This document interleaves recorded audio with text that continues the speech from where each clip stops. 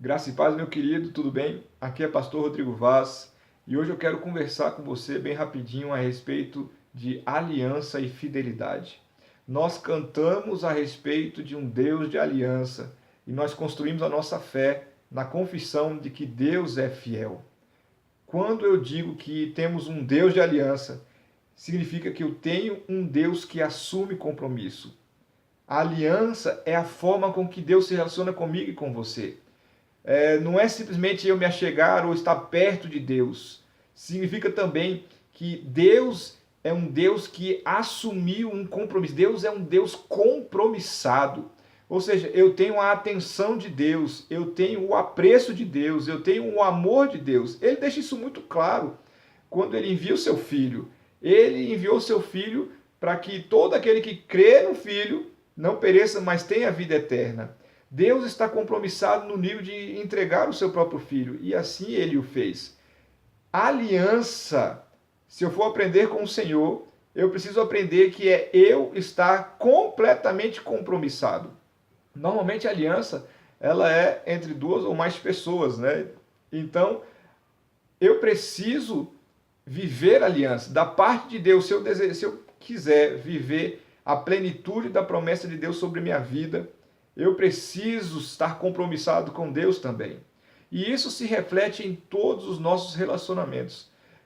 Deus nos ensina a nos mover em cada relacionamento com aliança, ou seja, compromissado. Não é estar ali por estar, não é estar ali por um acaso, mas é eu ter o meu coração, a minha intenção e a minha atenção voltada para aqueles com quem eu tenho aliança. Eu tenho aliança com meus líderes, eu tenho aliança com os meus discípulos, eu tenho aliança com a minha esposa, com a minha família.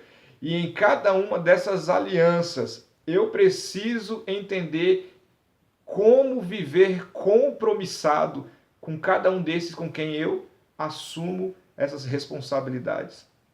Por mais que a aliança seja entre duas pessoas, fidelidade à aliança, ela é algo individual. Cada um de nós precisamos viver fidelidade independente daquilo que o outro está respondendo na aliança. Isso é uma das coisas mais difíceis para o ser humano, porque a partir do momento que alguém erra, de repente eu me acho no direito de não assumir aquilo que eu prometi, ou ainda de eu pagar com a mesma moeda. Essa é a história da humanidade, infelizmente, né? Cada um olhando muito para si. Mas o que Deus ensina a respeito de fidelidade? 2 Timóteo, capítulo 2, versículo 13, fala assim: mesmo que nós sejamos infiéis, Deus permanece fiel, porque ele não pode negar a si mesmo. Deus declara que mesmo que eu seja infiel, ou seja, que eu não cumpra a minha parte no acordo, a palavra dele continua firme. Por quê? Porque fidelidade não é simplesmente ser fiel às ações das outras pessoas, mas é ser fiel a mim, ao compromisso que eu assumi, à palavra que eu assumi. Isso é ser fiel. Ser fiel é que mesmo que o outro erre, mesmo que o outro esteja paralisado, eu não posso deixar de cumprir o que eu prometi, a não ser que isso seja condicional, a não ser que dependa da ação da outra pessoa. Eu preciso continuar assumindo o compromisso. Por exemplo, no casamento, mesmo que o outro seja infiel, eu não posso ser infiel, ou seja, não posso pagar com a mesma moeda. Se alguém for infiel, eu permaneço com a minha palavra muito firme. E aí a gente vai ver todas as outras questões envolvidas, mas eu não posso trair porque fui traído. Essa não é uma postura. Eu aprendo com Deus que mesmo que os outros sejam infiéis, eu permaneço. Por quê? Porque fidelidade faz parte do meu caráter. Quando nós entendemos isso, nós entendemos um nível completamente diferente. Por quê? Porque muitas vezes a gente quer ser fiel para ter algum retorno. Ou seja, eu quero ser visto fiel, eu quero que as pessoas me vejam fazendo na igreja, eu quero que as pessoas saibam da minha fidelidade. E, infelizmente, as pessoas não conseguem enxergar muito as minhas ações e as suas ações de fidelidade.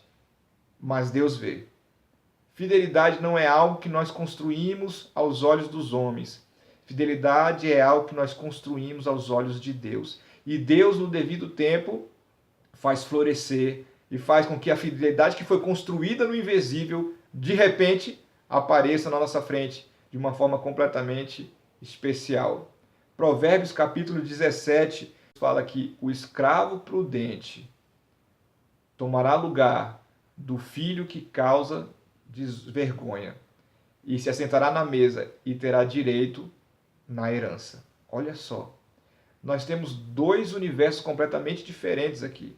Nós temos o universo do servo e nós temos o universo do filho. E esses dois universos não se misturam. Quem é servo e vive as coisas que o seu senhor coloca. E quem é filho vive as coisas que o pai coloca. Um não entra na esfera do outro. Quando a Bíblia diz que o servo prudente, ele está falando de um servo fiel, um servo que viveu aquilo que era para ele viver como servo. E o filho não foi fiel na posição de filho. Isso é maravilhoso de você entender, porque mesmo que essas duas posições, ou essas duas pessoas em classes diferentes, Deus está dizendo que quando um é fiel, a fidelidade que ele construiu transforma e muda a posição dessa pessoa.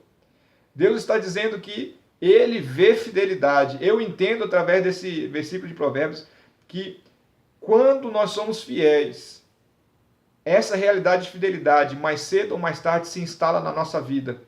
E ela toma uma tônica completamente diferente, porque nós vamos viver a fidelidade. Saiba disso, permanecer fiel não pode ser uma resposta a outra pessoa. Permanecer fiel precisa ser a minha postura, a minha conduta, porque é assim que Deus vê e é assim que Deus vai dar a respeito da fidelidade. No tempo de Deus, no Kairos, de repente, aquilo que nós estamos construindo com fidelidade se instala na terra. Nós precisamos ter muito cuidado sobre a fidelidade e a infidelidade. Porque fidelidade é eu cumprir o compromisso que eu assumi. Quando eu não cumpro os compromissos que eu assumi, eu estou sendo infiel. E qual é o perigo de infidelidade? Lucas capítulo 15 conta a história do filho pródigo. E nós sabemos que o que ele fez, que ele tinha uma posição e de repente ele quis mudar a regra. Ele falou assim, não, eu quero a herança antes do tempo. E quando ele quis mudar a posição, na força dele, no posicionamento dele, ele se mostra infiel com o seu pai e com a sua família. E então ele pega a sua herança e ele sai. E aqui nessa parábola eu tenho algumas consequências da infidelidade. O porco viu o fundo do poço de quem é infiel. Quando ele estava ali desejando comer a comida do porco, o porco conseguiu ver o que a infidelidade causa. A solidão, porque não tinha mais ninguém com ele. A miséria, ele completamente destruído e ele completamente deslocado na posição em que ele nasceu para estar. Meu amado, tome muito cuidado com a infidelidade. E eu quero falar para você que eu sei que ninguém vai assumir que é infiel. Se eu falar na igreja e perguntar, levanta a mão quem é infiel, muito dificilmente alguém vai levantar a mão. Mas eu quero que você observe o seguinte, compreenda que esse fundo do poço do filho do pródigo é o rastro da infidelidade. E se você encontra alguma dessas coisas na sua vida, tome muito cuidado, porque pode ser que você está sendo infiel. E infelizmente, essa infidelidade tende a endurecer o coração das pessoas. Quando nós somos infiéis, a tendência é que nós nos afastamos das pessoas e as pessoas se afastam de nós. Se você perceber que você está ficando longe de todo mundo ou insuportável, cuidado, você pode estar sendo infiel nas suas alianças ao ponto delas estarem sendo desfeitas, quebradas, arranhadas. Se você está num estado de miséria, cuidado. Se nada está dando certo, cuidado. Pode ser que exista uma infidelidade da sua parte em cumprir aquilo que é seu, ou que você tenha que fazer na sua vida com Deus, ou até mesmo na sua vida de negócios ou na sua família. E se você entende que você não vive mais aquilo que você viveu um dia, e que você está longe da glória que você viveu, isso é um traço de infidelidade de liderança. Se você está observando isso na sua vida, cuidado, porque isso é infidelidade. E esses traços tendem a chegar no fundo do poço, que é uma separação completa. Não viva isso, fuja. Em nome de Jesus, retorne, não espere chegar no fundo do poço. Se você está encontrando esses traços, se reerga, vá pedir perdão, vá alinhar seus pensamentos, vá cumprir as suas palavras, aquilo que você assumiu como discípulo, aquilo que você assumiu como pastor, aquilo que você assumiu como líder, aquilo que você assumiu com o seu líder. Fidelidade não tem referência a se aquele que você está compromissado merece ou não. Tem a ver com o seu caráter em Deus. Deus, mesmo que eu e você sejamos infiéis, Ele permanece fiel. Aprenda com o Senhor hoje.